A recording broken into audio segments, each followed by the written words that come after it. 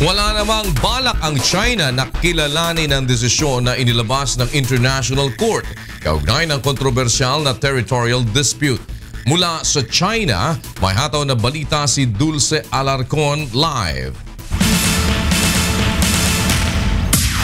Yes, Dulce. Yes, good morning, Kuya. Gaya ng inaasahan, ikinagalit ng China ang desisyon ng International Arbitration Court at nagmatigas na hindi nito tinatanggap at kikilalanin ang desisyon at lalong hindi ito magpapapilit na sundin ito.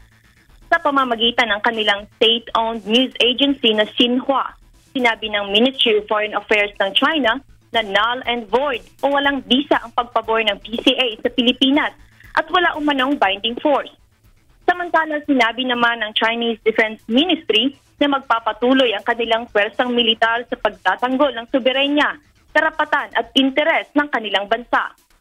Gayunman, sinabi ng China na nakahanda itong makipag-usap sa bawat claimant nation, lalo na sa Pilipinas, upang makipagkasundo at magkaisa sa pagkakaroon ng joint development sa tinutukoy ng mga teritoryo. Sa ngayon ay nananatiling tahimik ang mga mamamayan ng China kaugnay sa issue.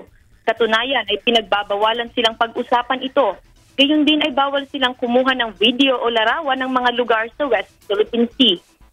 Pero sa mga forums ng mga Chinese sa social media, marami ang nababasan na nagagalit sa desisyon ng tribunal.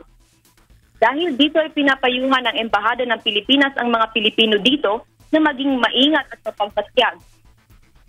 Sinabi nito na iwasan ang mga pagpupulong at diskusyon lalo na sa mga social networking sites hinggil sa issue.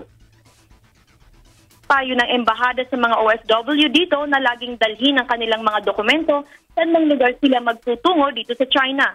Huwag ding mag-atubiling magsumbong sa Embahada kung sila ay nakakatanggap ng mga pagbabanta. Patuloy tayong magbabantay sa magiging sitwasyon dito sa China, lalo na kaugnay sa pagtanggap ng mga mamamayan ng China sa naging desisyon ng Arbitral Tribunal. Mula dito sa Changchun, China, balik sa inyo, Kuya. Maraming salamat, Dulce Alarcon mula sa China.